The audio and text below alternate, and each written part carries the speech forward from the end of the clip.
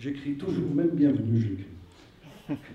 Bienvenue au Calibert pour cette pulpe intégrée à la 6e édition du festival Fauteuil Rouge.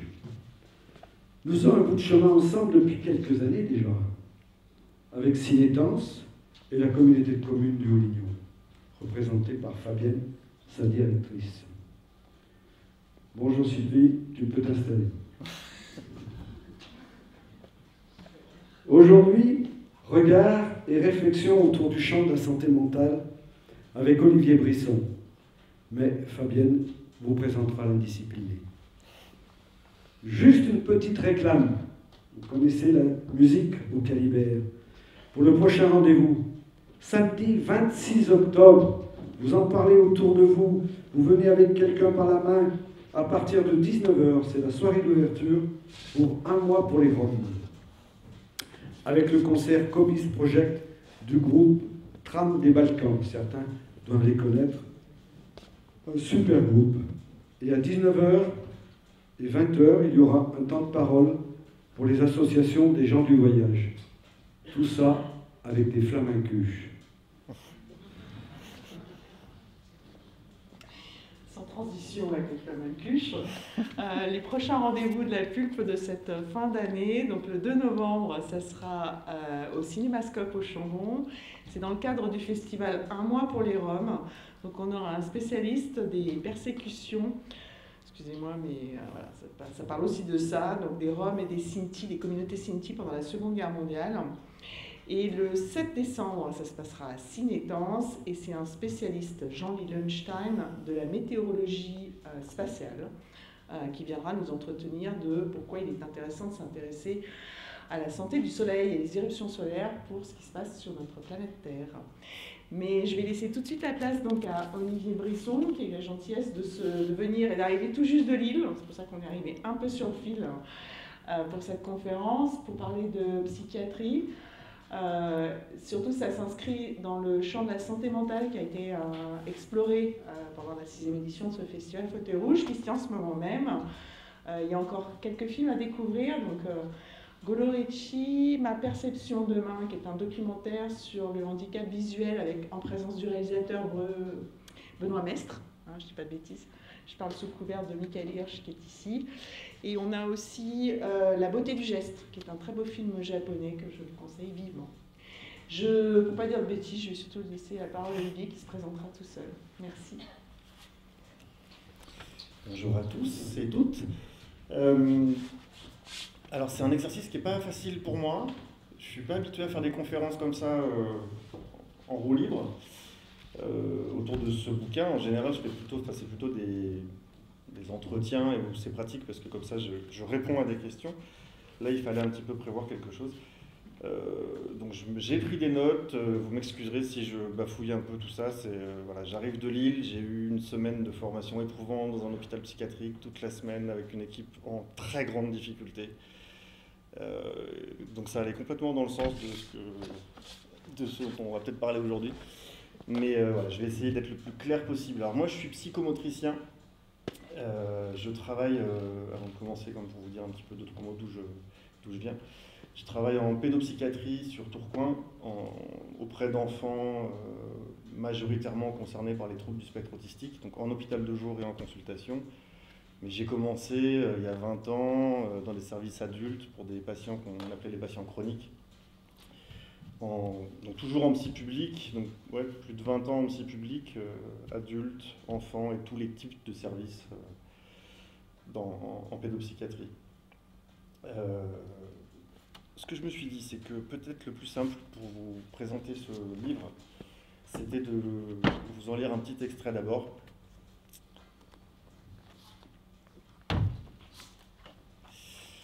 Alors le livre est composé, il est construit en 3 parties. Une première sur la psychiatrie, sur l'état de la psychiatrie et sur l'histoire de la psychiatrie. Une deuxième sur l'autisme et une troisième sur ce que j'appelle les pratiques du sensible.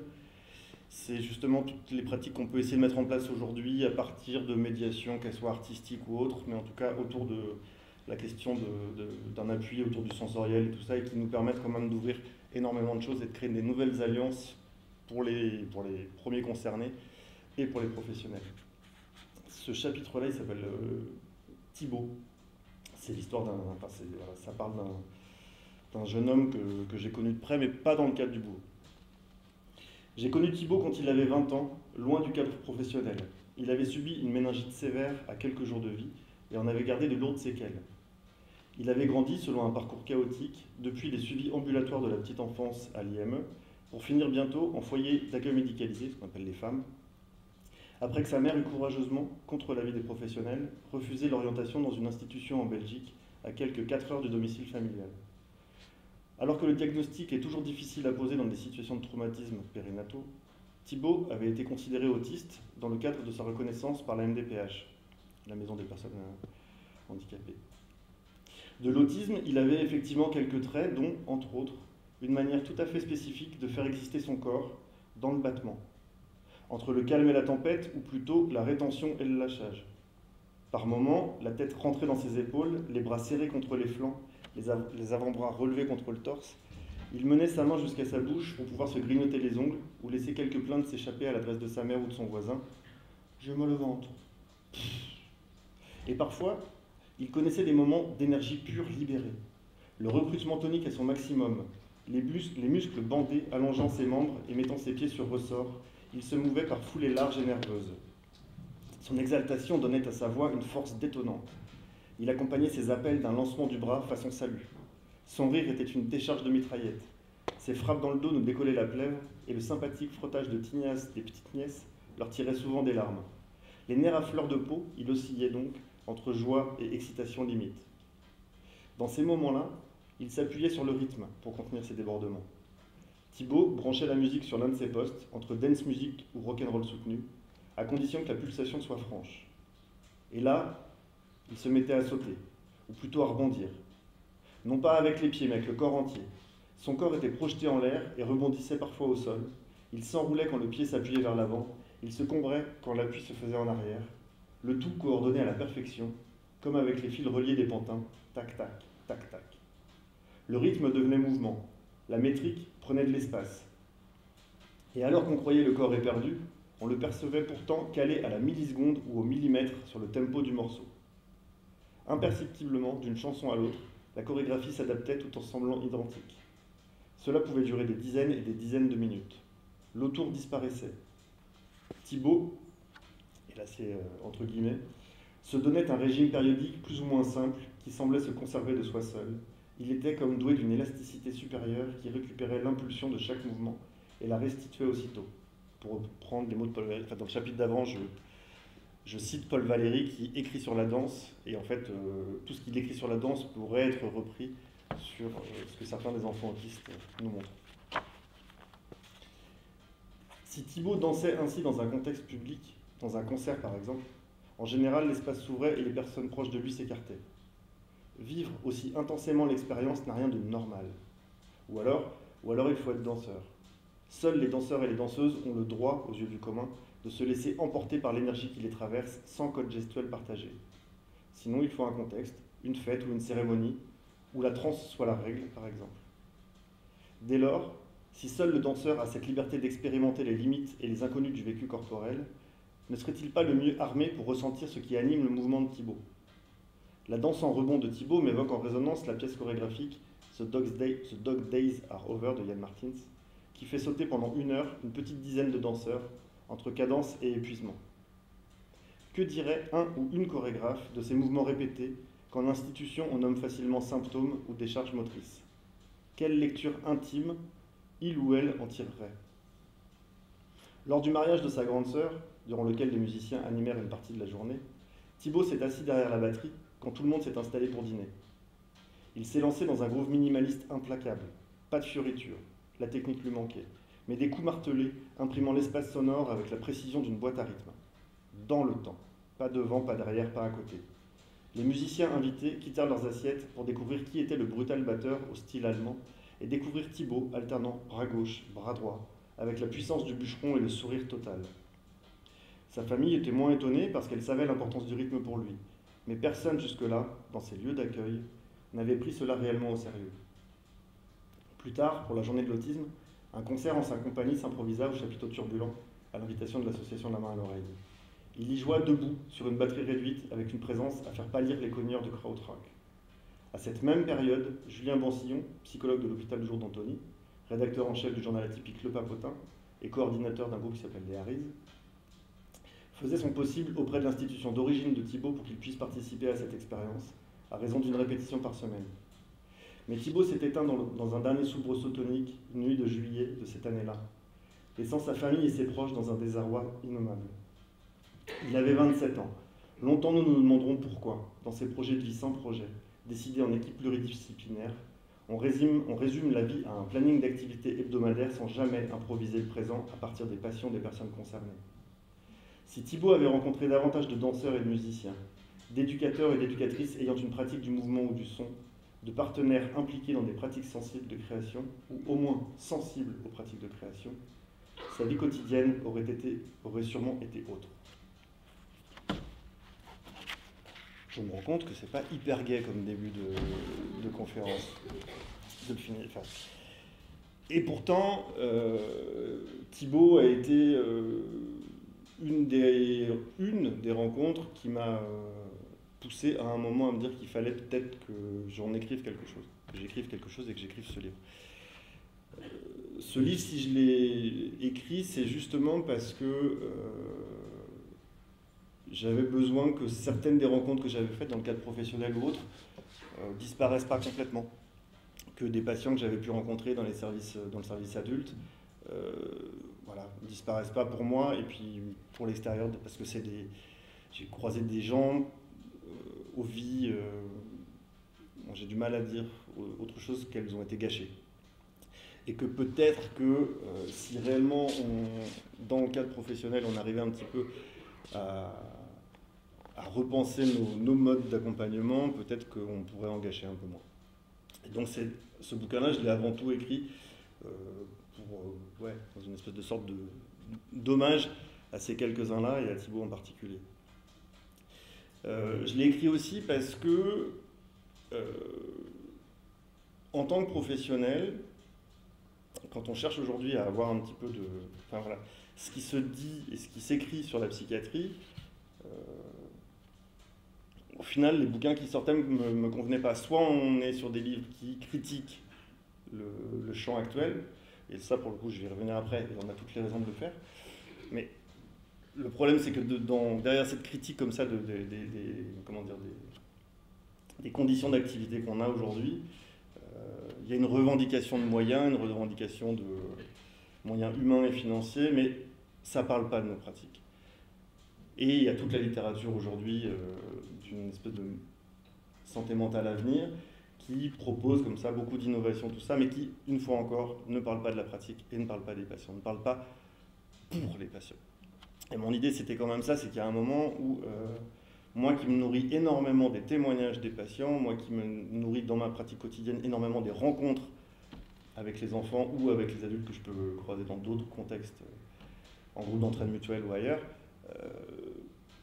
il y avait quelque chose qui me semblait nécessaire en tant que professionnel de venir dire à quel point nos pratiques n'ont de sens que si à un moment elles sont validées par les personnes qu'on accompagne. Je vais être flou, je suis vraiment désolé, je vois que Alors, un premier temps peut-être pour justement un peu repartir sur cette première partie du bouquin, sur à quoi on a affaire aujourd'hui en psychiatrie, c'est quoi le contexte. Globalement, le constat est fait par tout le monde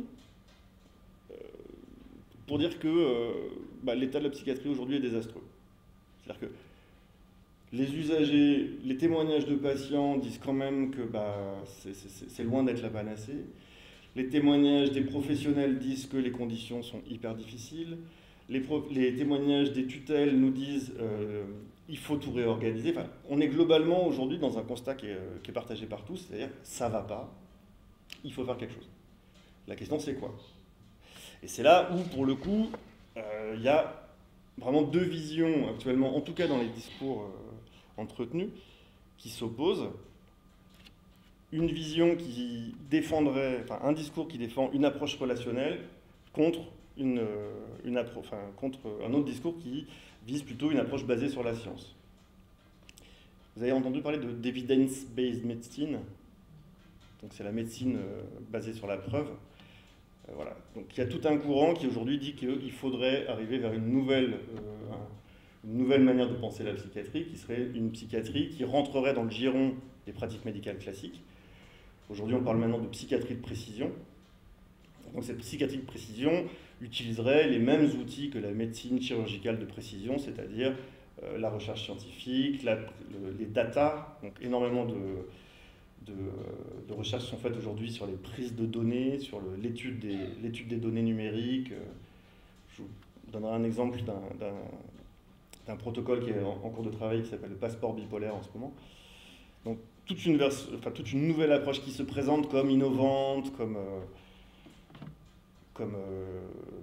voilà, moderne, qui va justement d'une certaine manière, grâce à la science, démolir les restes d'une psychiatrie asilaire et tout ça. Et de l'autre côté, on a encore tout un mouvement porté surtout par les professionnels qui revendique une psychiatrie humaniste avec une orientation psychodynamique, soit de la psychanalyse, soit de la psychothérapie institutionnelle, soit de tous les champs un petit peu qui ont basé leur pratique sur la question de la relation. Donc un paradigme psy contre un paradigme neuro. Soit avec cette espèce de cliché souvent ramené d'une une des troubles du côté psychique et du côté des interactions, du côté de tout ça, contre, dans l'orientation scientifique, une origine des troubles beaucoup plus dans le cerveau, ce que Mathieu Bellassène appelle la cérébrologie, c'est-à-dire qu'on pourrait bientôt savoir quelle zone du cerveau, quel neurotransmetteur, quel dysfonctionnement mécanique crée les pathologies psy. Donc d'un côté un discours scientiste, d'un autre côté un discours revendiquant l'humanisme des pratiques psy, qui celui-là est celui dans lequel moi je m'inscris. D'une certaine manière, je viens de cette tradition-là, je viens en tout cas moi, d'une formation basée sur la psychanalyse, sur la psychothérapie institutionnelle et toutes les pratiques en fait, de psychiatrie de secteur et tout ça. Le problème, c'est que ce mouvement-là, aujourd'hui, dans la façon dont les combats se mènent, est très souvent ramené à un « c'était mieux avant ». Et ce « c'était mieux avant », dans la pratique, c'est juste la meilleure manière de se tirer une balle dans le pied. C'est-à-dire qu'on ne peut pas travailler, on ne peut pas être au quotidien des patients en permanence en se disant « c'était mieux avant ». Parce que ce « c'était mieux avant », quand on y réfléchit un peu, en fait, déjà on se pose la question de sa justesse, et d'autre part, enfin, c'était mieux avant, mais comment ? Quand j'ai sorti le bouquin, j'étais dans une librairie, et à un moment, donc on parle de ça, je parle du « c'était mieux avant », puis il y a quelqu'un dans la salle qui lève la main, et il ne faudra pas hésiter à lever la main et à participer aussi, ça m'aiderait presque. Mais quelqu'un prend la parole et me dit « mais ouais, vous savez, moi j'ai commencé au milieu des années 70 en tant que psychiatre, mais on pouvait faire ce qu'on voulait, quoi. » Pardon, il n'était pas psychiatre, il était infirmier. Et ensuite cadre et cadre sup. Il disait on pouvait vraiment faire ce qu'on voulait, on montait les projets qu'on voulait, enfin c'était vraiment on faisait ce qu'on voulait. Hein. Je suis désolé, mais c'était mieux avant. Enfin pour nous c'est sûr, pour les patients je sais pas, mais pour nous c'est sûr. Et là pour moi tout était dit en fait. C'est-à-dire que, effectivement, probablement que c'était mieux avant pour les professionnels. Mais je ne suis pas certain, moi qui travaille depuis 20 ans, que... il était plus facile d'être schizophrène à la fin des années 70 que maintenant. Je ne suis pas sûr qu'il était plus facile d'être autiste à cette même période que maintenant. Je suis même certain de l'inverse, en fait. Je suis même certain que c'est quand même beaucoup plus vivable d'être accompagné par des institutions de soins aujourd'hui qu'à cette époque-là. Pourtant, une fois que j'ai dit ça, une fois que j'ai dit que c'était pas mieux avant, que l'avenir me fait peur, mais que c'était pas mieux avant pour autant, c'est pas non plus une façon de dire il n'y a rien eu avant, bien au contraire. Moi, je suis rentré en psychiatrie parce que j'avais entendu parler justement de Lucien Bonafé, de François Tosquelles, enfin, de médecins comme ça qui avaient, pour le coup, révolutionné complètement la pensée psychiatrique. l'histoire de Saint-Alban, est-ce que vous la connaissez globalement ou est-ce que je reviens un petit peu sur... En 41, en pleine Seconde Guerre mondiale, François Tosquelles, psychiatre catalan, qui lui-même est réfugié à ce moment-là de la guerre d'Espagne en France dans un camp de concentration à Sept-Fonds, est appelé pour venir travailler dans l'hôpital de Saint-Alban en Lozère. Donc on est en pleine guerre. Il se retrouve là. Il découvre un hôpital qui fonctionne quand même. Bon, il y a déjà des progrès, mais malgré tout, ça reste l'asile de base. Donc avec, entre autres, le pavillon des enfants, où il y a une centaine d'enfants dans une salle, et avec la gardienne qui regarde les enfants par le hublot avec une longue vue. Donc il arrive là-dedans, c'est ça le contexte, quoi, et avec des patients, tout ça en pleine guerre mondiale. Lui, il est catalan, il est militant du POUM, donc c'est pas le parti... ouais, marxiste, enfin ouvrier. Parti d'unification. Ouvrier d'unification marxiste. Le P, je suis pas sûr du parti. Bon, voilà, marxiste profond, mais un marxiste joyeux, un marxiste catalan. Et il arrive là-bas et il se dit, bon, bah... c'est un petit accent, il parle comme ça. Et ben, on va essayer de transformer un peu les choses. Donc, il commence d'abord par aller voir les paysans du coin pour voir un peu qu'est-ce que c'est que cette région, comment les gens travaillent, pour connaître un peu les savoirs paysans, les savoirs du coin, quoi. Et puis, au fur et à mesure, avec les médecins de là-bas, il essaye de casser cette espèce d'asymétrie radicale entre les soignants et les soignés. Lucien Bonafé, qui lui est psychiatre communiste parisien, lui-même résistant, quitte le Nord, quitte Paris et s'installe aussi à Saint-Alban. Donc du coup, petit conflit entre le POUM et les communistes français, mais en même temps une espèce de joie absolue, parce que il s'entre-anime pour essayer de révolutionner un petit peu au moins ce qui se passe à l'hôpital. Pour le dire très simplement, pendant la Seconde Guerre mondiale, il y a eu 48 000, je crois que les chiffres actuels qui sont donnés, c'est 48 000 patients qui sont morts dans les asiles, juste de dénutrition. Dans tous les autres asiles, que ce soit à Ville-Évrard, que ce soit à Maison Blanche, enfin un peu partout, des asiles qui étaient construits sous des formes de villes, donc c'est-à-dire avec une ferme, avec des champs, tout ce qui était produit à l'asile était réquisitionné pour l'extérieur. Donc les 48 000 patients sont morts de faim en France. À Saint-Alban, il y en a eu pas plus que les autres années. C'est-à-dire qu'il n'y a pas du tout eu cette hécatombe-là à Saint-Alban, parce qu'ils ont monté tout un système avec les patients pour aller faire des cueillettes de champignons, pour aller faire les marchés, pour déclarer le maximum de patients tuberculeux pour avoir des rations en plus. Ils ont protégé énormément de juifs en leur demandant, du coup, entre autres des médecins parisiens juifs qui venaient se cacher là-bas et à qui il fallait trouver une raison d'être là. Donc du coup, il fallait choisir ta pathologie. Tu pouvais être hospitalisé pour grande paranoïa. Donc tu avais un étage comme ça qui était réservé pour cacher les gens comme ça, et avec une entrée à l'hôpital, donc ils se faisaient hospitaliser. Tout ça avec en plus la mise en place d'un journal, avec la mise en place d'un club thérapeutique. Le club thérapeutique, c'est un principe associatif où les patients organisent eux-mêmes la gestion de l'argent qui circule pour savoir quelle activité on fait, quel matériel on prend, tout ça. Avec donc des réunions de club tout le temps, le journal qui se met en place avec une énorme imprimante dans l'hôpital, une activité permanente, tout ce qu'il a appelé la social thérapie. En fait, rien n'est plus fou pour lui que de laisser les gens dans l'errance. Donc du coup, il faut faire des choses, quoi. Il faut s'activer, donc on construit des trucs, on fait une route, on fait le journal, on fait des sorties. C'est ce qui... En parallèle donc, de tout ça, toujours à la même période, en pleine guerre, ils ont aussi permis à des artistes de se réfugier là-bas. Paul Éluard est venu avec sa femme Nuche pendant plusieurs mois. Canguilhem était là aussi. Donc c'est devenu une espèce de vivier, intellectuel militant, et qui a eu un impact énorme sur la gestion de l'hôpital et des relations soignants-soignés. À la fin de la guerre, Bonafé repart en région parisienne, et lui avec l'idée de il faut absolument changer la politique d'accompagnement des patients. Donc lui va s'engager là-dedans au ministère et tout ça, et avec d'autres, avec Daumaison, avec d'autres, il enclenchera ce qui donnera ensuite la sectorisation, la psychiatrie de secteur, c'est-à-dire qu'on pète les murs de l'hôpital, on fait des services un peu partout dans la ville, avec deux logiques. D'une part, rapprocher les lieux de soins des lieux de vie, et non plus être dans le simple asile, et de mettre en place ce qu'il appelle la continuité des soins, c'est-à-dire qu'en fait, c'est pas parce que tu rentres à l'asile que tu finiras mort, quoi.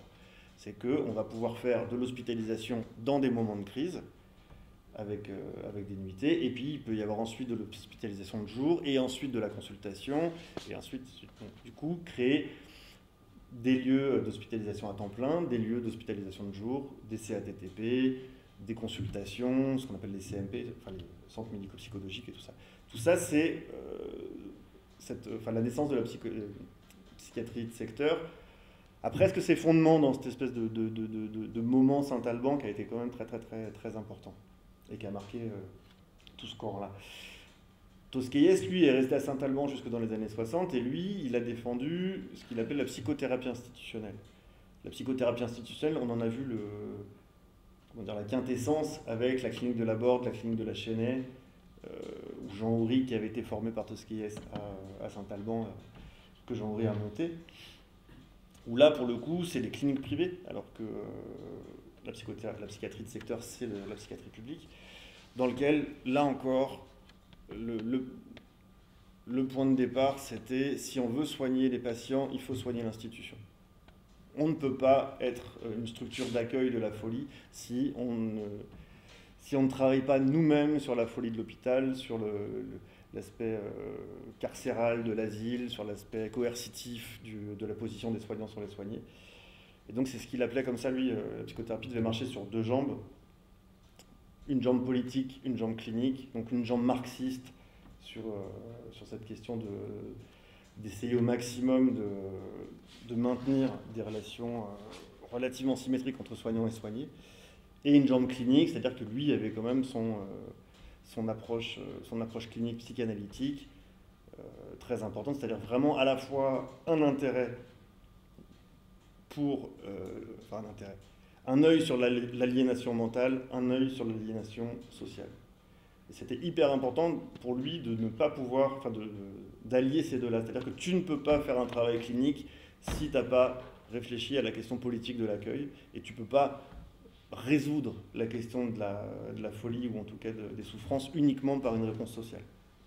Et qu'il faut quand même une approche... Il faut penser la question de l'inconscient, la question de l'impossible, la question du débordement, quoi. Tout ça pour dire que moi, ces expériences-là sont des expériences majeures dans ma façon de concevoir le soin, et qui me semblent être des expériences qui ont été hyper importantes dans la façon dont le discours, dont la pensée psychiatrique a pu évoluer. Pour autant, quand moi j'arrive en 2000 en psychiatrie, il est absolument certain que cette pensée-là n'avait pas fait des petits partout. Il y a eu des moments, il y a eu des espaces, et il y a eu des temps où la psychothérapie institutionnelle a pu se mettre en place. Il y a eu des espaces et des temps où le secteur a réellement fait fonction de secteur. Mais de manière générale, en fait, il y a eu cette espèce de montée en puissance entre les années 40 et les années... la première circulaire sur la sectorisation, c'est les années 60, 64. À partir des années 80, tout se casse la gueule. Au moment où le secteur est enfin légiféré, tout se casse la gueule, parce que du coup, cette histoire de on ouvre les portes de l'asile, on crée des secteurs, on crée tout ça, et on propose une continuité des soins, a aussi été le moment de rigueur où, du coup, on réduit le nombre de lits, on réduit le nombre de soignants, et cette sectorisation n'est jamais allée... Dès les années 80, tu as pas mal d'auteurs qui disent qu'en fait, on est déjà en train de perdre le secteur alors qu'il est en train de naître, quoi. Donc là, on est 40 ans après. Donc c'est pour ça que pour moi, cette histoire de psychothérapie institutionnelle, de secteur... des aliénismes, qui était le mot qu'employait Bonafé pour parler de la pensée qui devait animer la sectorisation, sont pour moi des piliers auxquels on doit se référer. On doit être fidèle à ces idées-là, mais il faut être juste honnête sur le fait que la psychiatrie publique des 40 dernières années ne s'est pas systématiquement appuyée là-dessus. Et que la psychiatrie publique, depuis les années 80, a repris un rôle disciplinaire de plus en plus important, a repris une espèce de fonction de tri des vies, de mise à l'écart des patients d'une protection beaucoup plus de la société que du sujet lui-même. Là où à l'origine, l'idée c'était quand même de protéger le sujet de sa folie et potentiellement la société de cette violence hypothétique. Mais là aujourd'hui, on est en train de revenir vraiment, on était en tout cas dans les années 80, sur une espèce de retour disciplinaire avec, moi je l'ai vu dans les services, c'est-à-dire qu'il y a eu toute une période où les infirmières et infirmiers ne portaient plus la blouse dans les services psy. C'est un truc qui revient énormément. Aujourd'hui, c'est presque une revendication des professionnels de porter la blouse pour bien montrer la distinction des rôles de chacun, le patient, le soignant, tout ça.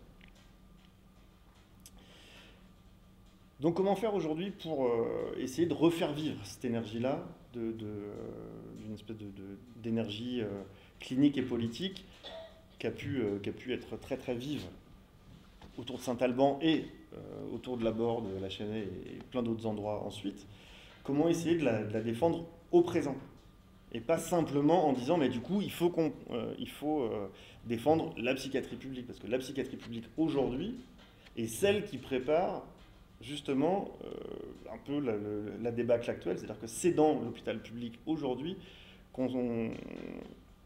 que sont testées toutes les stratégies aujourd'hui d'évaluation, de tri, enfin tout ça. Donc voilà, on ne peut pas simplement, et c'est pour ça qu'il me semblait nécessaire de proposer une troisième voie, on ne peut pas simplement défendre la psychiatrie publique. Si on veut la défendre, il faut qu'on la défende en pointant systématiquement tous les écueils dans lesquels elle est prise, pour pouvoir justement la séparer complètement de l'histoire à laquelle on la rattache, qu'est cette histoire humaniste dont elle est quand même très éloignée aujourd'hui.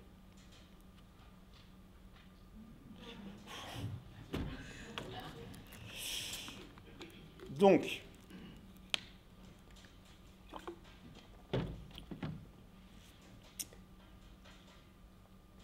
Tosquelles parlait de deux jambes. Jambe clinique, jambe politique. Concernant la jambe clinique, c'est là pour le coup, moi je garde un peu la même que lui. C'est que fondamentalement, je pense qu'on ne peut pas accueillir des personnes en grande fragilité sans maintenir cette idée cette idée de l'inconscience, c'est-à-dire cette idée qu'à un moment on est traversé par des choses qui nous dépassent complètement, qu'on est traversé par des affects, par un c'est plus fort que nous, et que ce c'est plus fort que nous, il sera jamais réductible à un système cérébral, à des branchements, à des cases et des machins. Il y a de la pulsion, il y a de l'incompris chez chacun. Et ça, c'est quelque chose de nécessaire à maintenir comme hypothèse de travail pour pouvoir justement à la fois accueillir l'autre dans sa souffrance et à la fois reconnaître nos propres affects, nos propres débordements, nos propres... d'aucuns parlent de contre-transfert, mais de ce que ça nous fait à nous, de comment est-ce que cette violence-là résonne avec nos propres singularités, quoi.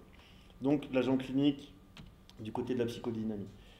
La jambe politique, qui était marxiste pour lui, moi je ne sais pas si vous avez lu Le Maître ignorant de Jacques Rancière. Donc Jacques Rancière, philosophe de l'égalité.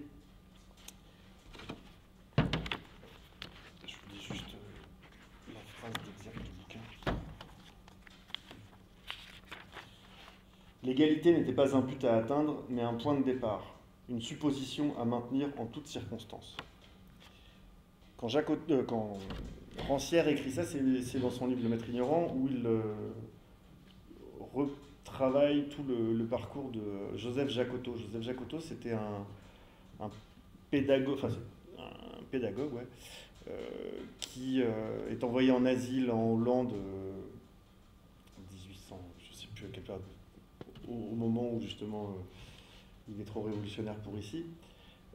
il est envoyé en Hollande et il doit donner des cours de français à des Hollandais qui ne parlent pas un mot de français, lui ne parle pas un mot d'hollandais.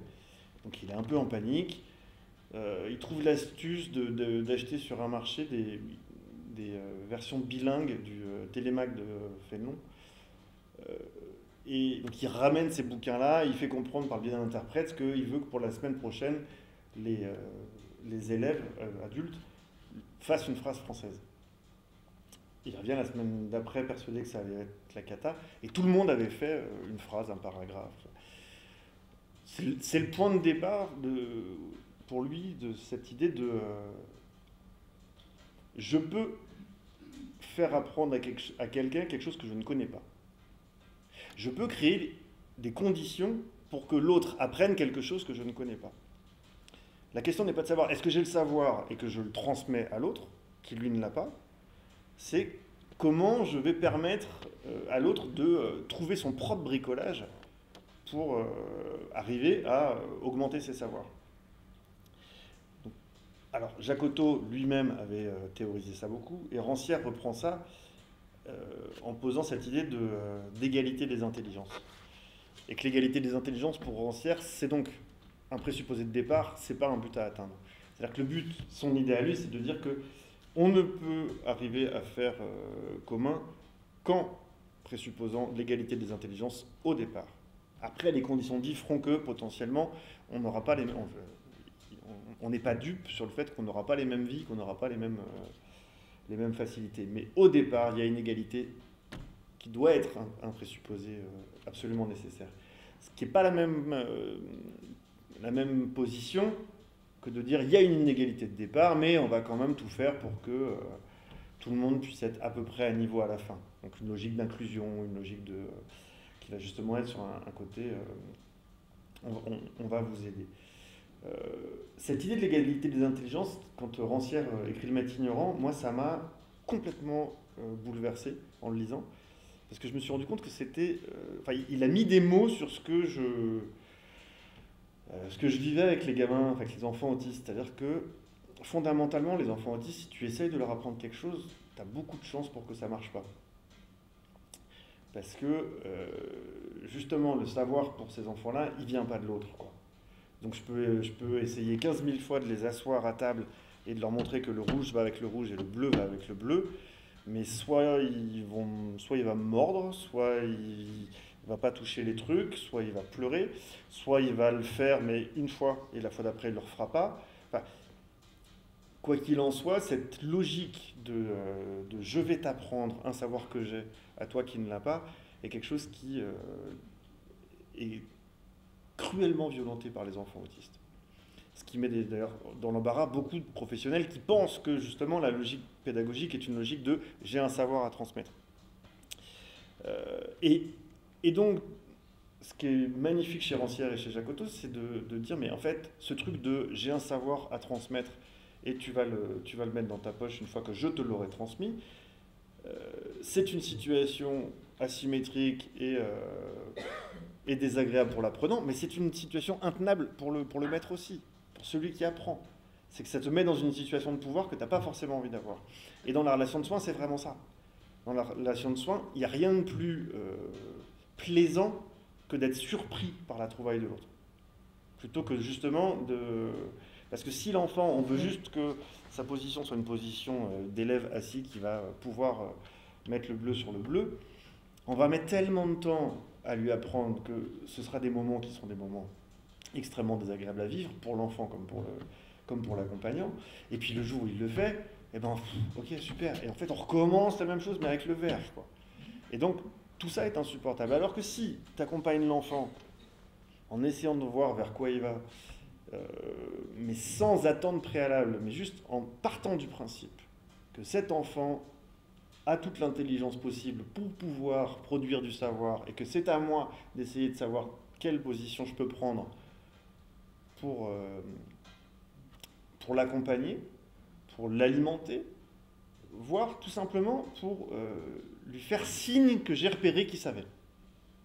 Je ne sais pas si c'est clair ça. Donc cette question de l'égalité des intelligences, pour moi, d'une dimension égalitaire dans les rapports soignants-soignés, c'est la jambe politique sur laquelle on doit marcher aujourd'hui.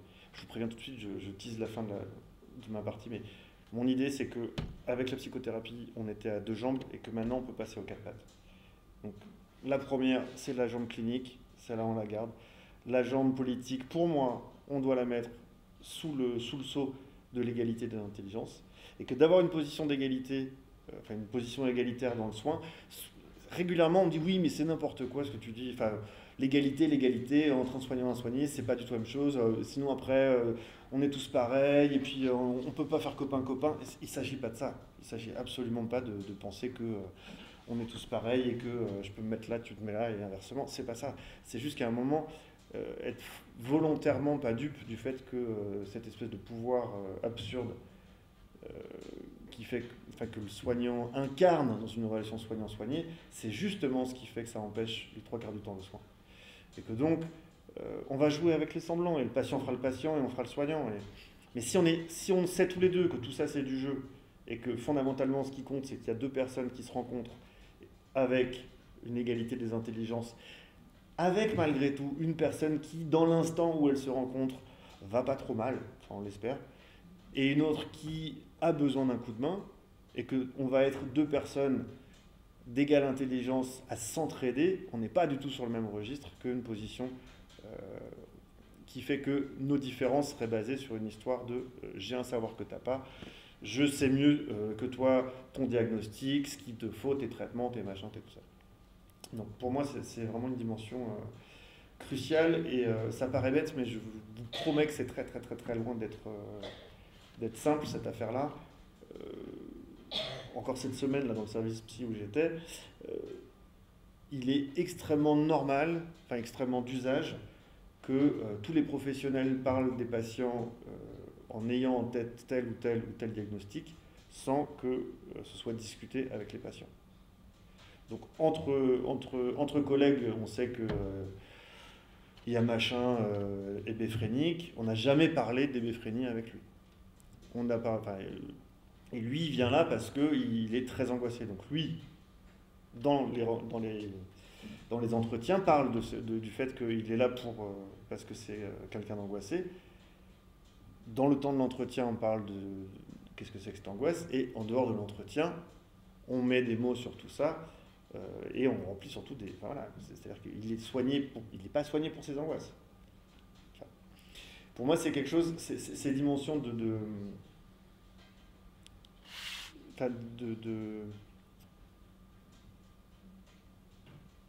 ouais, enfin voilà, d'inégalité dans tout ce que ça engendre de relations de soumission, quoi. C'est dans ce sens-là.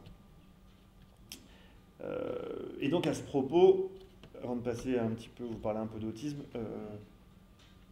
si on parle d'égalité des intelligences, ça veut donc dire que par rapport à l'expérience des patients, cette expérience-là amène un savoir que moi, soignant, je n'aurai jamais. Donc c'est tout ce qu'on appelle le savoir expérientiel, mais c'est hyper important en fait. C'est-à-dire que moi, par exemple, par rapport à l'autisme, j'ai travaillé pendant 10 ans en pensant l'autisme avec un savoir académique, avec un savoir donné par des psychiatres, donné par de mes études, de psychomotriciens d'ailleurs et autres, mais donc un savoir de gens sur l'autisme. Jusqu'au jour où j'ai lu Temple Grandin. Pourtant ce bouquin était sorti en 86, mais je l'ai lu que très tardivement dans mes mains. Temple Grandin qui écrit ça. Vous voyez qui c'est Temple Grandin ? Elle est connue, c'est une femme autiste qui est connue parce que, alors elle, pour justement calmer ces moments de grandes angoisses, elle fabriquait des machines pour se serrer le corps. Parce que quand elle était petite, elle allait dans une ferme, et dans cette ferme-là, il y avait des cattle traps qui serraient les vaches. Et donc elle se mettait là-dedans, elle se serrait là-dedans, et donc de fil en aiguille, elle en a fabriqué des machines. Elle a continué à travailler sur la souffrance animale, et c'est devenu une des référentes dans le monde, aujourd'hui, elle est conférencière dans le monde entier, autour du bien-être animal, justement sur ces moments où, quand on doit tatouer une vache, donc ces histoires de cattle traps. Et elle-même a fabriqué ça pour elle. Et ces dispositifs-là, maintenant, peuvent se retrouver des fois dans des services de soins pour les enfants.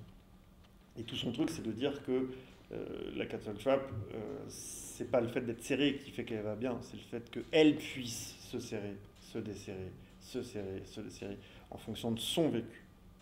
Et ça, elle insiste là-dessus parce que c'est au nom de ce qu'elle disait que d'autres ont dit bah oui, mais alors du coup la contention c'est bien. Enfin voilà, ainsi de suite, ainsi de suite. Et elle a toujours été très au clair sur ça. C'est que ce qui fait de l'effet pour elle, c'est le fait qu'elle ait une action sur son propre corps. Elle a écrit son bouquin Ma vie d'autiste. Il faut que je me dépêche quand même parce que je ne croyais pas arriver à parler, mais je parle trop. Aujourd'hui, on est dans une période où on a énormément de témoignages de patients. De tout type de patients, tout type de conditions, parce qu'on n'est même pas forcément obligé de parler de pathologie, mais même tout simplement de mode de vie. L'autisme aujourd'hui est considéré comme une neurodiversité. On a énormément de témoignages d'adultes autistes de haut niveau, d'adultes autistes qui ont petits été en très grande difficulté, d'adultes autistes qui continuent à être dans une certaine difficulté, en tout cas quotidienne. Je ne sais pas si vous connaissez Babouyek. Babouyek, c'est une femme autiste qui a une quarantaine d'années, qui ne parle pas, qui est non oralisante, et qui, avec l'aide de sa mère, a réussi à trouver un dispositif où elle écrit avec des lettres. Elle a une boîte avec plein de lettres, elle prend les lettres, elle fait des phrases. Elle ne fait pas que des phrases, maintenant elle fait des livres. Et ça, si cette maman-là n'avait pas... à 14 ans, Babouyek, elle est virée de son IME parce que même à l'IME, ça ne va pas. Parce qu'on ne peut plus rien pour elle. Donc, la mère la reprend. La mère fait tout un travail autour du corps, du cheval, parce qu'elle a un cheval. Et puis, elle essaye, quoi. Elle essaye tout ce qu'elle peut, tout ce qu'elle voit, tout ça. Et puis, un jour, elle se rend compte elle a le sentiment que sa gamine sait lire. Parce qu'elle fait des trucs qui n'ont comme logique que les mots qui sont écrits sur les boîtes, quoi. Donc elle recherche ça, elle va voir si c'est vrai. Elle entretient ça, et puis donc effectivement, elle sait lire. Et à partir de là, elle a essayé tous les dispositifs possibles pour voir si elle pouvait écrire. Donc elle a essayé la tablette, parce que à chaque fois on s'est rencontrés, les premières questions que je lui pose, je dis mais les lettres comme ça, c'est quand même pas hyper pratique. T'as pas essayé l'ordinateur ou la tablette? Puis je me regarde, mais putain, mais vous me demandez tout ça tout le temps. Vous croyez vraiment que j'aurais fait les lettres comme ça si c'était que mon choix? Mais une tablette, en fait, vu qu'elle a des troubles, elle est hyper dyspraxique, elle a des tensions dans les membres dingues. C'est-à-dire quand elle écrivait sur un clavier, si elle appuie sur la lettre B, ça faisait 40 B, quoi. Donc elle pouvait pas. Mais elles ont inventé en quelques années, ça leur a pris quelques années ce dispositif-là. Et maintenant, Babouyek, elle en a son 4e livre. Et on a toujours des gens pour dire oui, mais c'est pas vraiment elle qui écrit, c'est la mère, tout ça. Moi, je suis en dialogue avec elle régulièrement, et je vous promets que quand la dernière fois, j'ai fait un concert devant elle qui n'était pas terrible, et à la fin du concert, elle sort sa boîte, sa mère dit ah bah, elle va vous dire comment le concert était. Elle a écrit on se casse, maman. Et après, j'ai dit bah, tu veux quand même pas dire un truc sur le concert? Et donc, elle nous en a foutu plein la vue. Mais elle avait raison, le concert était nul. Et puis elle voit qu'on fait un peu la tête, et puis elle rajoute humour, quoi. Et sa mère était dans la pièce d'à côté. Donc d'une part, elle sait écrire, mais c'est surtout qu'elle ne sait pas simplement... elle n'a pas appris une technique. Elle a un moyen aujourd'hui de partager des blagues, de partager des émotions, de transmettre des trucs. Enfin, il y a quelque chose d'extrêmement important dans ce que cet outil-là est venu aider pour elle. Et ça, il a fallu que cette maman se laisse enseigner par sa gamine pour savoir comment faire. Si cette maman-là n'avait pas pris ce temps-là, Babouyek, elle serait en maison d'accueil spécialisée, elle serait en masse. Donc voilà, la question de partir du principe que le patient sait ce qu'il lui faut, y compris dans les moments aigus. C'est-à-dire qu'aujourd'hui, je ne sais pas si vous... Voilà, jeudi soir, sur France Culture, il y avait un débat sur les relations soignants-soignés, que vous pouvez réécouter, qui est hyper intéressant. Il y a 13, qui est une patiente, une ancienne patiente, qui a écrit un bouquin qui s'appelle Charge. 13, c'est le numéro de sa chambre à l'hôpital, qui s'appelle J'ouvre le huis clos psychiatrique, qui est un livre très très très difficile sur les conditions d'accompagnement, mais qui est écrit de l'intérieur.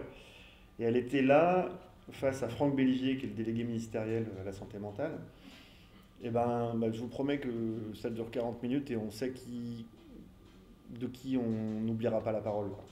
Entre 13 qui parlent de tout ça, mais et qui est d'une pertinence, d'une justesse sur ce qu'il leur faut pour aller mieux, quoi. Par rapport à Bellivier qui répond avec la novlangue actuelle, c'est vraiment très important. Et 13 arrive à ne pas se faire rattraper et à maintenir une position éthique assez incroyable. On avait dit qu'on faisait. Bon. Je vous dis quand même un mot sur l'autisme parce que pour moi, c'est une dimension qui est tout à fait paradigmatique de ce qui se passe aujourd'hui. En tout cas, dans le champ de la santé mentale, comment, avec cette évolution sur le temps et tout ça. Mais si on reprend l'autisme depuis... les autistes sont pas nés une fois qu'on les a nommés autistes, quoi. Le terme d'autisme, c'est les années 40. Enfin, c'est 41, c'est Kanner. Mais on reprend l'histoire de Victor de l'Aveyron, l'enfant sauvage, on a tous les signes de l'autisme déjà. Et au point même que d'ailleurs, il est même assez certain que le Victor de l'Aveyron qu'on a retrouvé dans la forêt n'était dans la forêt que depuis peu de temps, parce qu'il avait une grosse cicatrice sous le cou, et donc il est fort probable que ce soit un enfant qui n'était pas viable à une vie sociale productive, qui fait qu'en gros, on l'aurait égorgé, laissé pour mort, et qu'en fait, il ne serait pas mort, quoi. Et que donc, il aurait survécu comme ça. Mais quand on lit les écrits d'Itard sur Victor de l'Aveyron, on retrouve déjà complètement des stratégies on a un enfant très loin de tout, alors avec cette idée de l'enfant sauvage, pour eux c'était ça, mais il y a l'hypothèse de l'éducabilité. On va pouvoir l'éduquer. Ce qui fait que du coup, pendant quelques temps, il l'éduque. Et en fait, quand tu relis ces textes, c'est magnifique. Il a fait du très bon boulot, sauf que il avait, lui, c'est comme seule ambition le fait de le faire parler. Et Victor n'a pas parlé. Donc pour lui, au bout de 5 ans, il a lâché l'affaire en pensant qu'il avait raté son coup.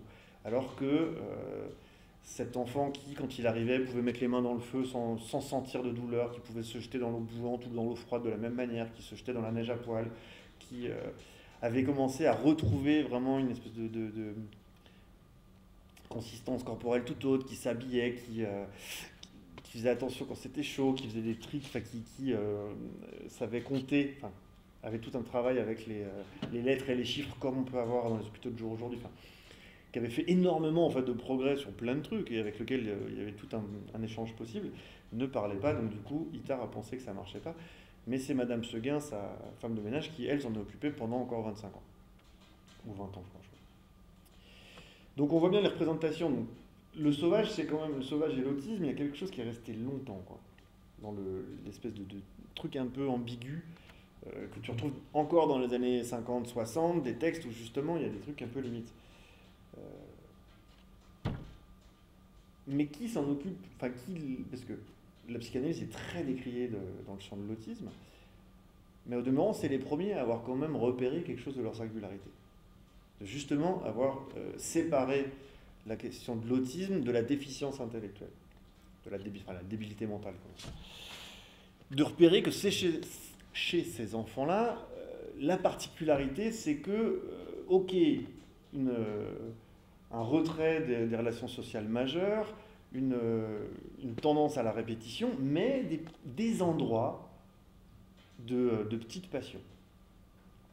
Aussi sommaire que de faire tourner une assiette sur elle-même pendant des heures, au moins c'était quand même des moments d'intensité.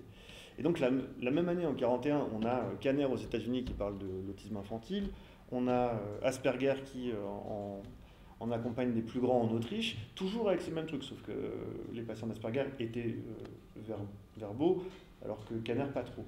Kanner les revoit 11 ans après, beaucoup ont perdu énormément de leurs compétences, et lui associe ça à la mauvaise qualité de l'accompagnement dans les hôpitaux américains.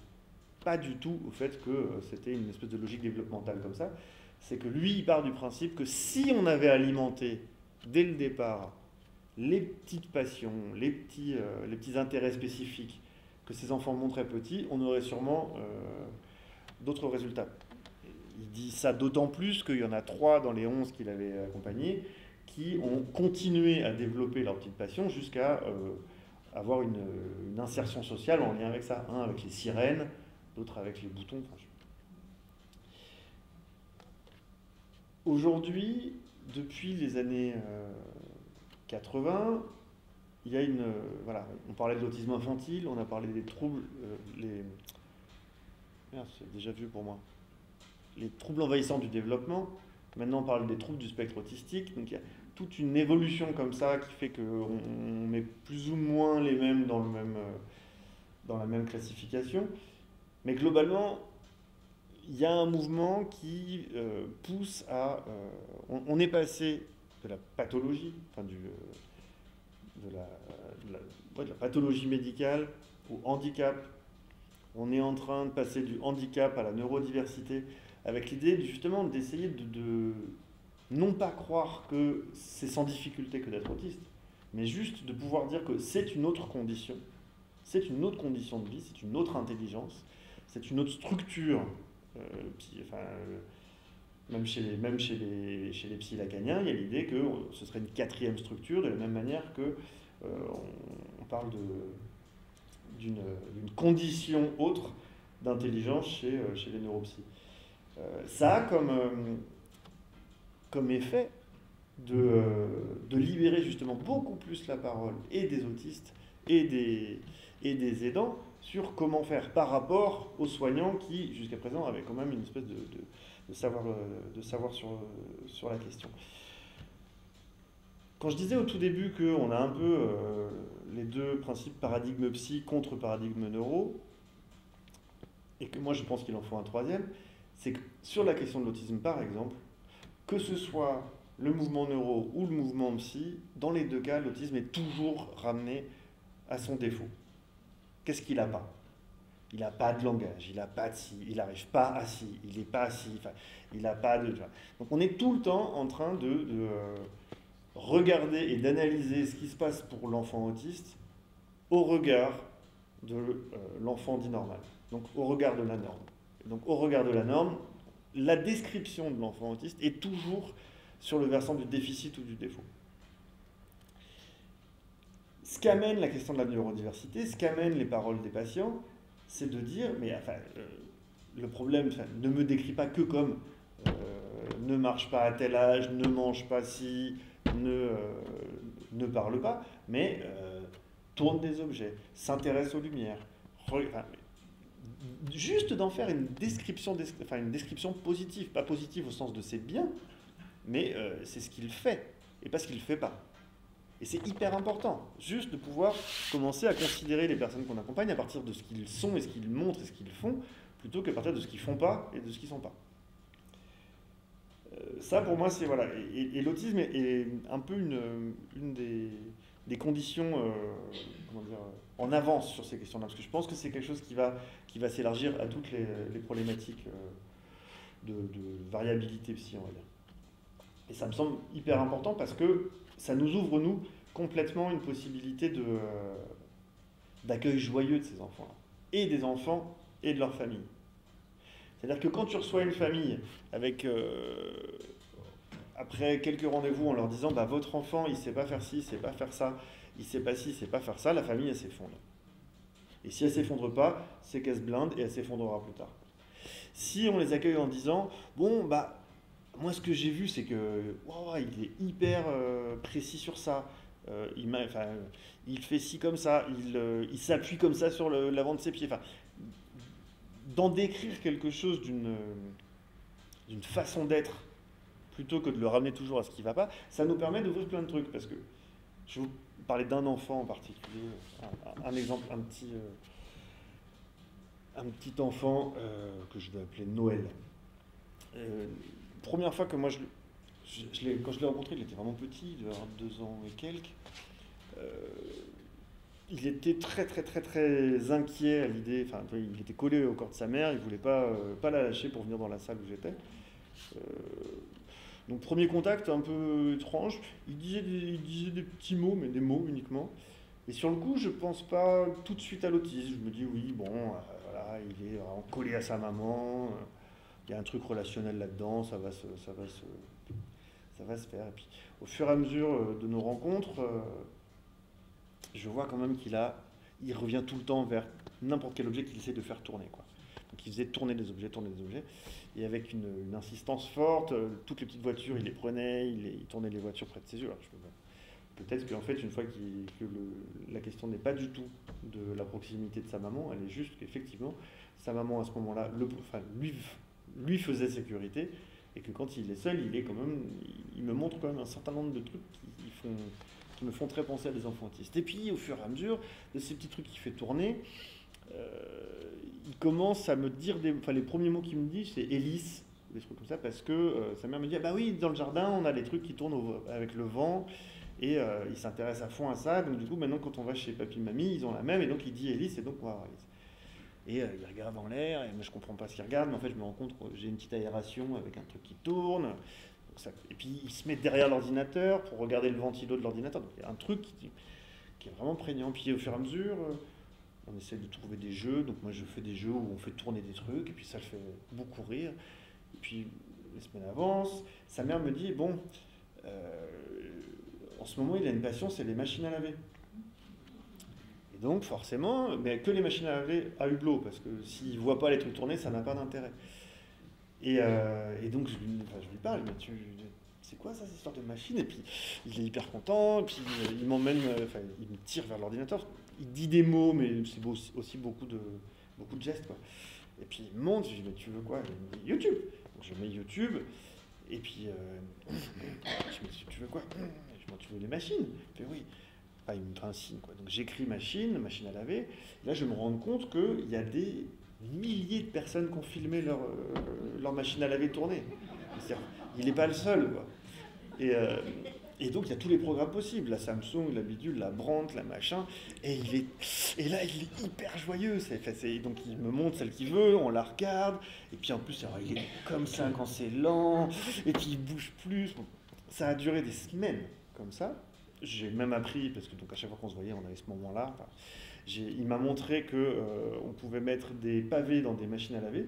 Quand on met un pavé dans une machine à laver à l'extérieur, parce que c'est dangereux, mais qu'elle est branchée quand même, au départ, le pavé, quand ça tourne, le pavé, donc, elle va bouger un peu.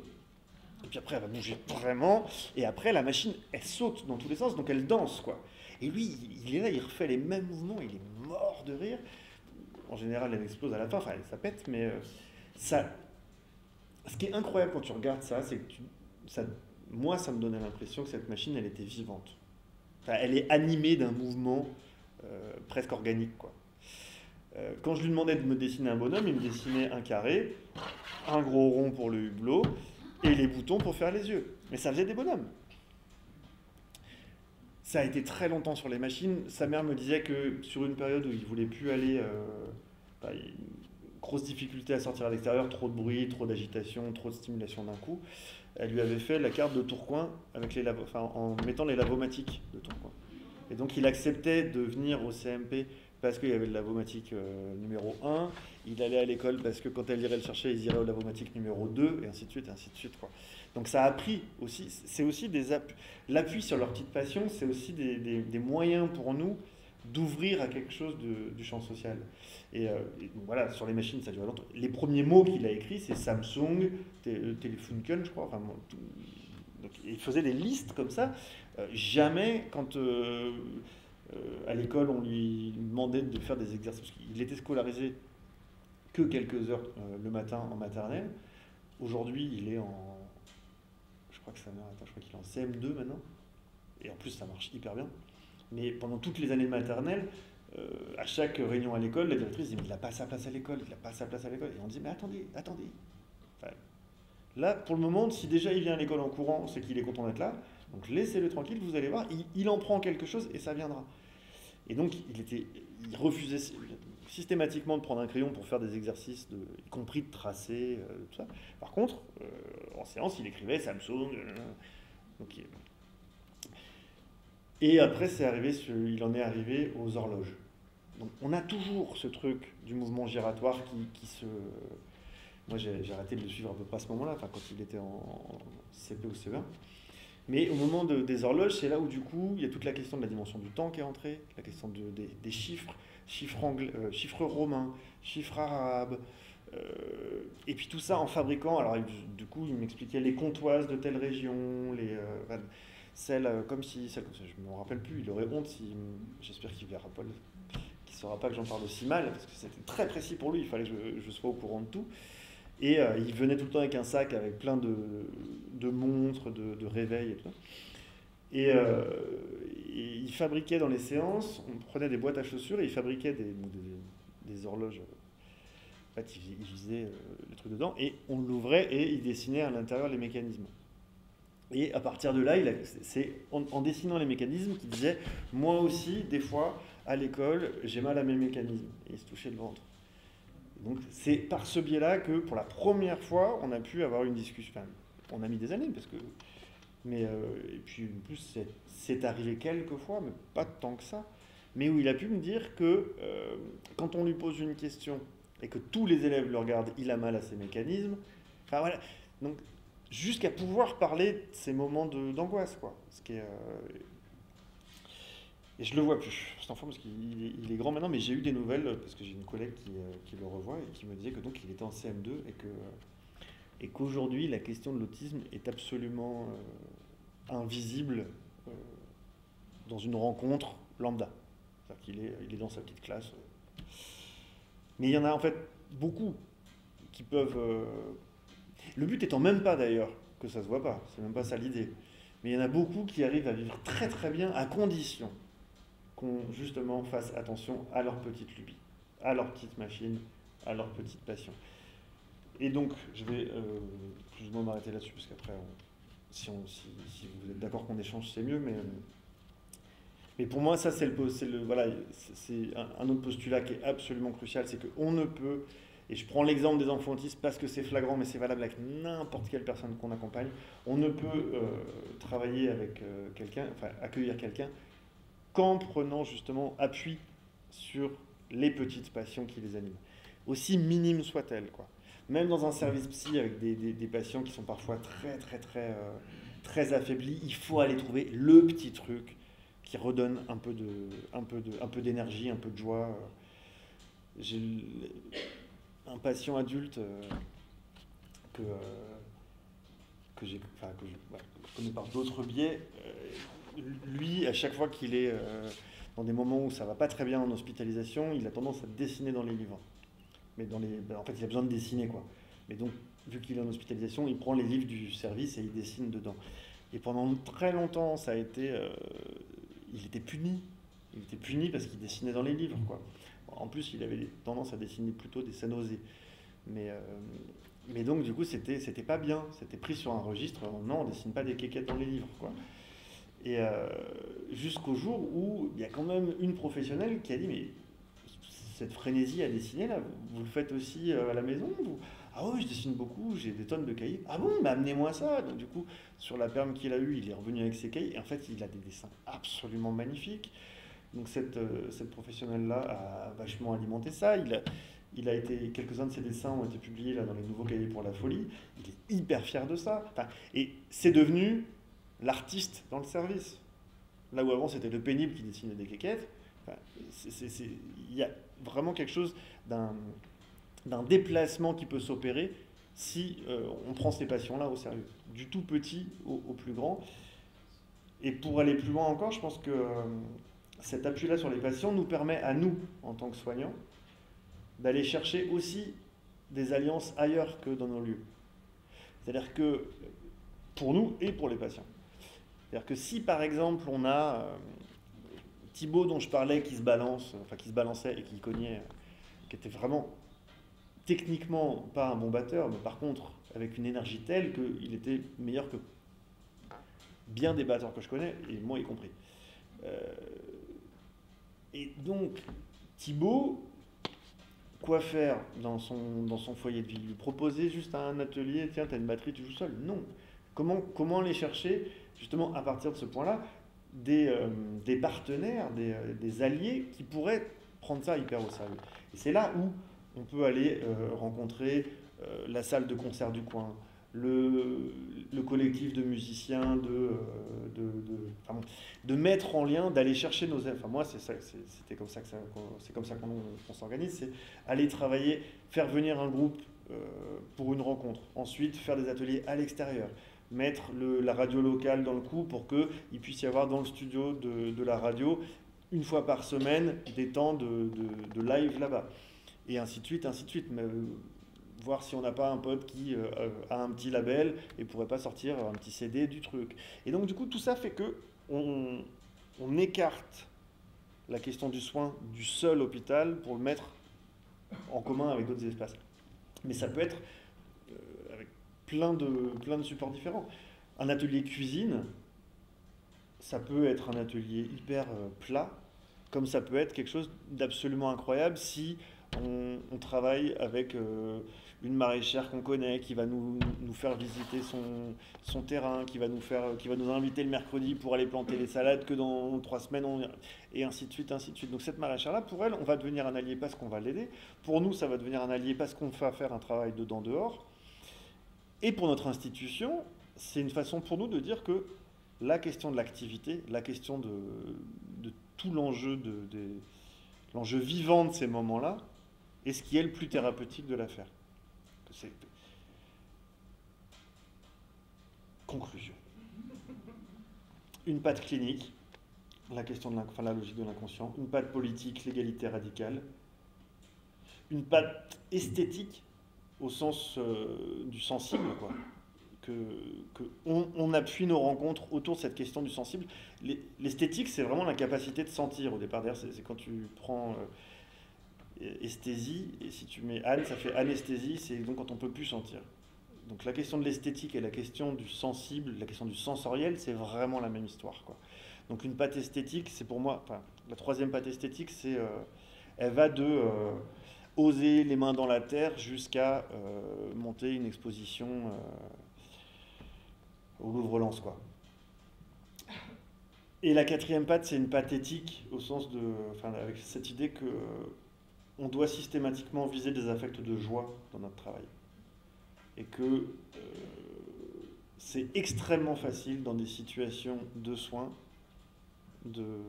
à l'inverse, de créer des situations d'attrister les vies des patients qu'on accompagne. C'est hyper facile de dire « Ah bah écoute, non, hein, ta sortie, c'est pas possible aujourd'hui, on repoussera à demain. » C'est hyper facile de dire « Ah bah ouais, mais la sortie à l'équithérapie, t'as vu, il pleut, ça va quand même pas être pratique, on n'y va pas. » C'est hyper facile de dire « Ah bah ouais, mais t'as pas de sous, donc du coup, t'as pas de cigarette. » C'est hyper facile de dire « Bah non, tu peux pas dessiner parce que c'est le bouquin de service. » quoi. Donc, c'est hyper facile et on est très vite pris là-dedans, en institution. Parce que nous-mêmes, on est contraints, nous-mêmes, par nos propres... Enfin, on est nous-mêmes sabotés très régulièrement par l'institution elle-même dans nos capacités à pouvoir monter des projets.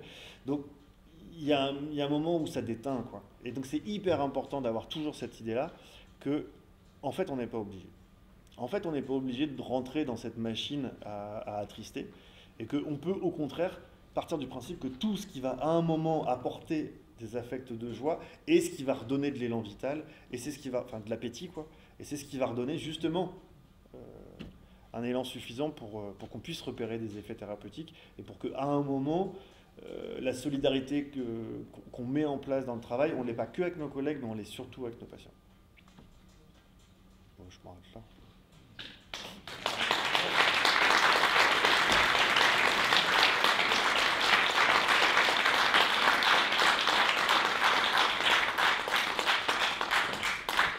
Mais après, on peut en discuter.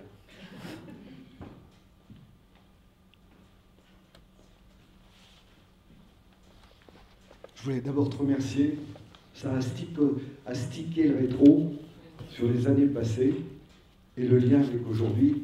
Mais qui dit que tout le monde s'en fout au psychiatre? On va prendre les questions.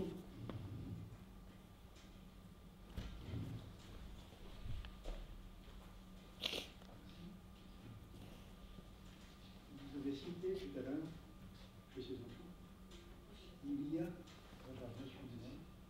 a un facteur déclenchant, on est d'accord, qui fait que l'enfant va réagir à telle ou telle solution. C'est ça?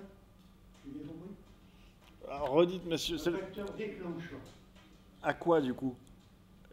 Quand est-ce que j'ai parlé de ça? Non, je t'aime de l'enfant, il change de situation, je dirais, psychologique, à partir du moment que j'ai compris ce que j'appelle, moi, un facteur déclenchant, qui a été suggéré, justement, par des personnages comme vous. Ah oui, dans ce sens-là, oui. Dans ce sens-là, vous avez bien compris? Oui, oui, oui. Non, non, mais... On met d'autres questions? Oh, je dis, ouais. Ou Attends, faut que je note parce que... Georges Bressaté, des anciens collègues et des responsables de lieu de vie.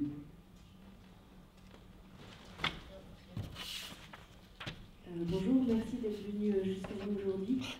Je prends la parole parce que mon frère a souffert de schizophrénie très sévère, il est décédé il y a 3 ans. J'ai beaucoup apprécié tout ce que vous dites sur l'évolution du monde de la psychiatrie et les 4 pattes. J'ai bon espoir. Ma question, elle est forcément imprégnée de mon vécu personnel. Mais dans ce changement de paradigme, ma question est quelle est la place des familles? Parce que vous avez notamment parlé de la maman de Babouyek, c'est ça? Qui en fait était finalement la mieux placée, alors que souvent les mamans d'autistes ont souvent été accusées d'être à l'origine des troubles de l'autisme. Mon frère, c'était une maladie différente, la schizophrénie.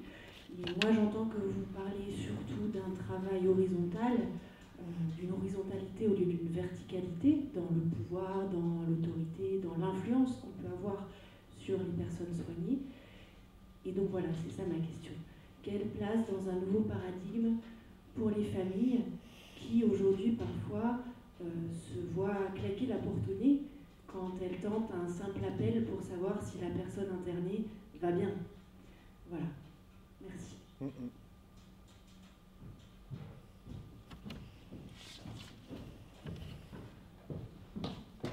C'est déjà très gros. Ouais, déjà. Oui, sur le facteur déclenchant, j'ai tiqué parce que c'est toujours le problème de est-ce qu'on parle du facteur déclenchant de la pathologie ou au contraire de la solution? De la pathologie, je ne crois pas du tout, de moins en moins. En tout cas, qu'il y ait des moments qui reviennent pour beaucoup autour d'une même période de vie, ça c'est certain. Mais un facteur déclenchant, c'est pas le cas.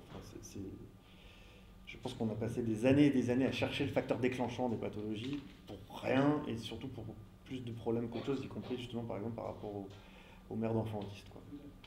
Par contre, un facteur déclenchant, je sais pas, ouais, je crois qu'il y a...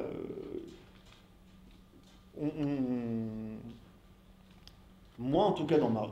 Peut-être pas pour l'enfant d'ailleurs, parce que c'est qu'un facteur déclenchant pour moi, je sais pas, mais moi je sais que avec les enfants que j'accompagne, il y a un moment où ah ouais, ça y est, là j'existe pour lui, quoi. Là, j'ai une place dans son monde. C'est-à-dire que ce que j'ai mis en place, ce que j'ai proposé, la pirouette que j'ai faite, le morceau que j'ai mis, le son que j'ai fait dans le micro, parce que j'ai plein d'instruments, tout ça, là, ça a résonné chez lui, et donc là, il me laisse une petite place, et donc là, il y a une brèche qui s'ouvre. Et à partir de là, on va pouvoir construire un monde ensemble, quoi. Mais ça, pour le coup, c'est que des mamans d'autistes qui m'ont... Enfin, au départ, c'est des mamans d'autistes, moi, qui m'ont appris ça, justement. C'est dans tous les témoignages de mamans qu'on repérait le petit truc. En fait, quand tu reçois un enfant en institution, enfin, en tout cas, chez nous, c'était comme ça à l'époque, ce qu'on veut savoir, c'est les signes cliniques. On veut savoir s'il est, tu vois, justement, est-ce qu'il marche sur la pointe des pieds, est-ce qu'il regarde dans les yeux, est-ce qu'il fait comme ça avec ses doigts, enfin. Et par contre, la question du mais qu'est-ce qu'il fait à la maison, à quoi il s'amuse, enfin, comment il passe son temps, quoi. Ça c'est des questions qu'on posait pas. Je pense que de plus en plus c'est le cas, mais en tout cas moi c'était même pas un truc qui m'intéressait. Et donc du coup, jusqu'au moment où, en fait, quand tu te rends compte que avec ce que tu fais pas grand chose. Et que la maman dit en ce moment il n'arrête pas d'écouter telle comptine ou tel début de cassette vidéo de machin, et ben tu dis ah ouais, c'est quoi, il se passe quoi? Ah bah c'est le je sais pas, petit ours brun qui se cache sous la table et en fait il se cache d'un coup et ça le fait hyper rire quand il fait ça. Ah d'accord. Donc tu vas chercher l'image, tu fais le même truc, et puis tu vois si le gamin il réagit ou pas. Et s'il réagit pas, bah tant pis, tu resteras à autre chose. Mais peut-être qu'à ce moment-là, le fait que juste aies mis la musique de Petit Ours Brun, t'as fait signe à son monde. Donc il y a peut-être un truc qui peut commencer. Et c'est ça, si les parents te le disent pas, tu le sais pas en fait. Parce que c'est eux qui, au quotidien, seront justement sur tous ces moments-là. Par rapport à ce que vous disiez, il y a deux points là. Il y a la question des familles et la question pour moi de est-ce qu'on a raison ou pas d'être plutôt dans l'espoir ou pas, quoi. Pour moi, les deux sont. Enfin, je vais faire une réponse peut-être un peu liée. Pour moi, l'espoir, il est justement dans le fait qu'aujourd'hui, toutes ces questions d'accompagnement ne sont plus la propriété des institutions. C'est qu'aujourd'hui, il y a de plus en plus d'associations, de plus en plus de collectifs, collectifs d'usagers, enfin de concernés, quoi, mais qui montent des émissions de radio, qui font des podcasts. Je parlais du bouquin de 13 qui a fait Charge, mais il y a Louise Koenig qui avait fait HK, qui a fait un bouquin qui s'appelle Barge, qui est extraordinaire. En tant que, sur la question des fratries, il y a Gringe, le copain d'Orelsan, qui a fait son bouquin sur son frère. Donc il y a de plus en plus, il y a des choses qui se disent, et ça a des effets sur la façon dont les choses existent, quoi. C'est que, après on peut être critique sur les dimensions économiques de ce que je veux dire, mais à Paris, il y a la maison Percher qui a ouvert, qui est une maison d'accueil non médicalisée pour des personnes bipolaires, plutôt je crois que c'est entre 16 et 40 ans, je crois que c'est ça le truc, quoi. Mais donc une maison vraiment pour les jeunes, ce qui fait que du coup, moi j'y suis allé, t'as des jeunes et leurs copains, t'as des jeunes et leurs frangins, t'as des jeunes, et donc c'est des lieux où on est dans un rapport de père aidance au sens propre, quoi. Pas simplement. Donc il y a ça. Quand on parle de père aidant, c'est le fait qu'aujourd'hui il y a les médiateurs en santé père, donc c'est des anciens, enfin des ex-psychiatrisés qui professionnalisent justement cette histoire du savoir patient pour travailler en service, quoi, en tant qu'ex-usager. Pour venir, mais de la même manière qu'on a bien vu que tu vois sur la place, ce truc quand même depuis le sida, en passant par les alcooliques anonymes, narcotiques anonymes, le fait qu'à un moment il y a un savoir que les usagers ont, que les soignants n'auront jamais, et qu'il est absolument nécessaire de le faire rentrer dans les services, c'est vraiment en train d'arriver. Sur la question des familles, alors sur la question en lien avec l'autisme, je te dirais que ça a déjà complètement, c'est bien avancé. C'est vraiment bien avancé. Il y a encore énormément de travail à faire, mais c'est quand même bien avancé. Et pour les parents, et pour les fratries, tu vois, nous dans notre service, on fait un groupe fratrie tous les mois. Où tous les frangins entre eux, enfin frères et sœurs entre eux, on fait un grand goûter. Et c'est d'ailleurs des fois tout à fait surréaliste comme rencontre, parce que c'est pas du tout triste, quoi. C'est pas du tout triste, c'est même plutôt hyper sarcastique parfois, mais c'est plutôt chouette. Mais je pense que l'autisme est quand même une condition en pointe sur ces questions-là. Et tout simplement, une des choses aussi, c'est que l'autisme se déclare, c'est-à-dire qu'un enfant va être diagnostiqué très tôt. Sur la schizophrénie, c'est souvent quand même en jeune vie d'adulte ou en fin de vie d'ado, quoi. Et dans un moment où justement tout est fait pour c'est le moment de mettre la famille à l'écart, quoi. Et ça, et puis les vieux restes les mères frigidaires dans l'autisme, ça y est, c'est passé. La famille et la schizophrénie, c'est pas gagné encore, c'est loin d'être gagné, quoi. Tu vois, en tout cas le poids, la nécessité d'écarter le sujet de son environnement.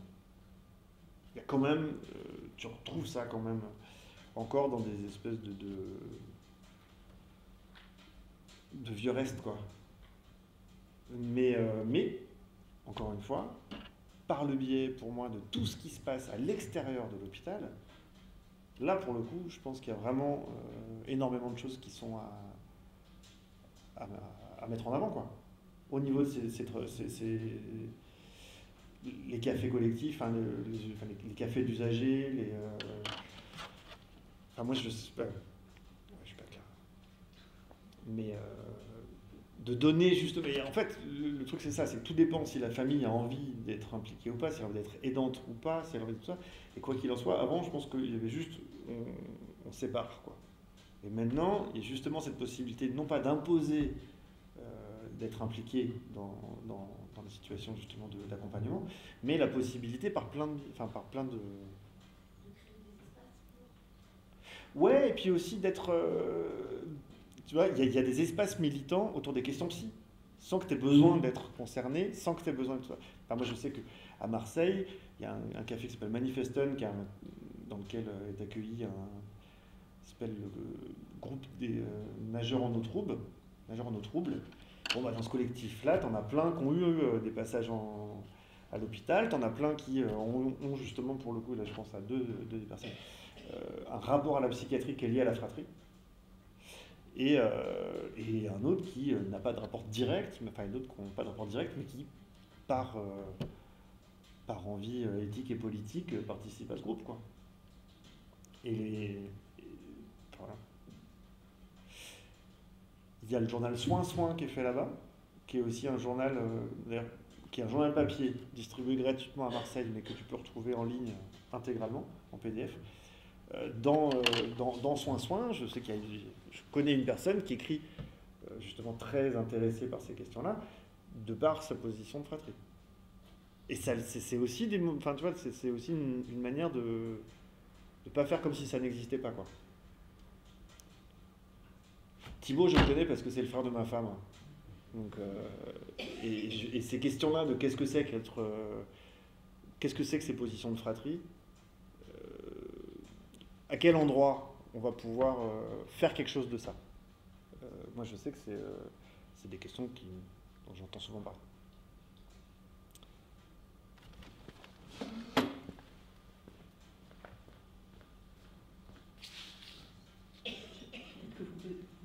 Je ne sais pas si à Lille c'est pareil, mais à Marseille et à Lyon, parce que ce que vous décrivez me fait beaucoup penser aux pratiques orientées rétablissement.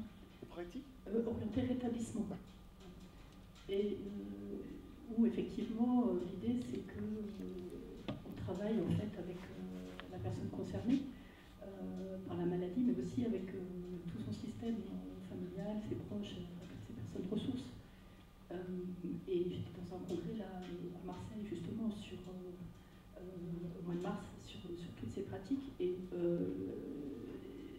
les chefs de psychiatrie, enfin de l'unité psychiatrique de Marseille et de Lyon, au Monastier, travaillent maintenant dans les centres de réhabilitation psychosociale uniquement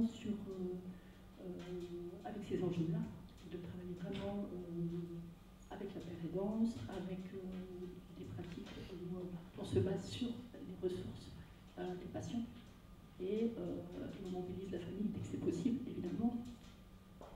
Alors je ne sais pas si sur l'île c'est la même chose. Alors sur l'île, on est lié par d'autres biais à ces mouvements-là, mais on a le CCOMS à Lille. Et je ne saurais même pas dire, mais c'est une partie d'un des secteurs de psychiatrie qui a monté, le CC, je ne sais pas, mais donc de l'OMS. Mais c'est une équipe qui prône énormément une santé mentale active, très pro-rétablissement, tout ça, avec une ouverture sur la cité à fond. Enfin, le CCOMS, je crois c'est pas un lieu qui accueille des patients, c'est vraiment un lieu qui défend ces pratiques-là, organise des colloques. Enfin, voilà. Moi, je suis... mon problème avec le rétablissement, avec l'idéologie rétablissement, tout ça, c'est... mon problème. Le constat, c'est que c'est une orientation qui plaît énormément au pouvoir public. Donc ça, c'est quand même louche. C'est juste ça. Et c'est un petit peu quand la même chose que justement, je pense, dans les années 80, quand au niveau du ministère de la Santé, ils se sont dit « Oh ouais, le secteur, quoi. Allez, on va faire le secteur, maintenant, là, on va y aller. » Et ça a permis juste de faire s'effondrer la dimension humaine. Enfin, je ne dis pas que c'est ce qui va se passer là. Moi, je suis toujours très prudent quand j'entends le délégué ministériel dire qu'il est à fond pour ce genre de pratique, parce que pour plein d'autres raisons, j'ai pas très envie de lui faire confiance. Et que son orientation politique n'est pas la mienne. Et que... donc voilà, moi, c'est ça, enfin, l'actuel et ceux d'avant, de la même manière. Je suis suspect de l'utilisation politique et de l'utilisation, comment dire, du support de cette orientation-là. À quelle fin, pourquoi c'est autant, pourquoi ça plaît autant. Et quand tu creuses un peu, tu vois quand même qu'il y a dans ces dispositifs-là énormément de dispositifs publics-privés, qu'il y a énormément de dispositifs en ambulatoire et plus d'hospitalisation. Enfin, que le but, c'est qu'il y ait moins... La désinstitutionnalisation, en fait, on a vraiment plein de manières de pouvoir la penser.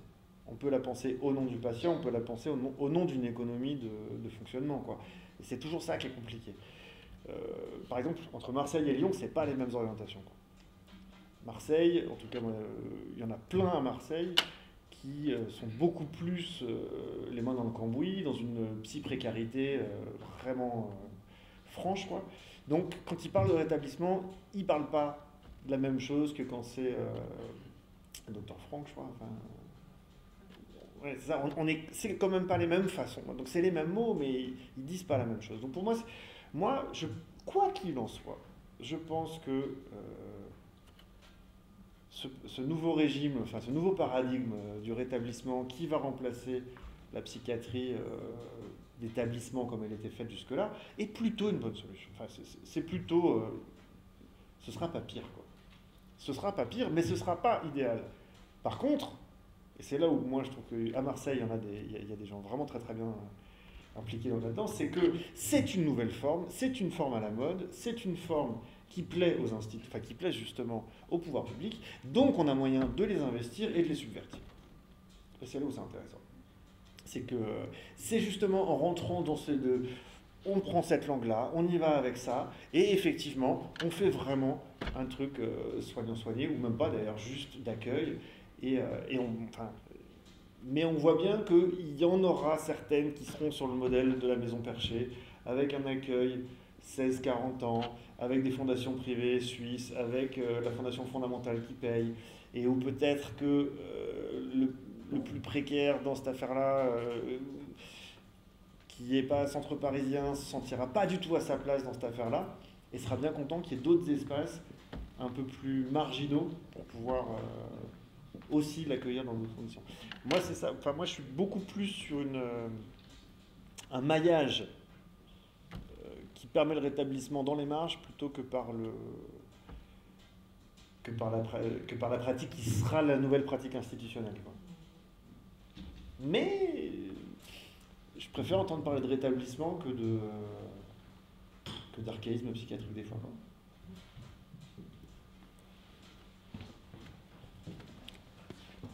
On va prendre une dernière question. Ouais. C'est la dernière, et puis après, on pourra se retrouver. Merci. Devant le bar. Et le stand de Victor. Comment? Et le stand de Victor, Ah oui, le stand de Victor, mais Victor, il est là.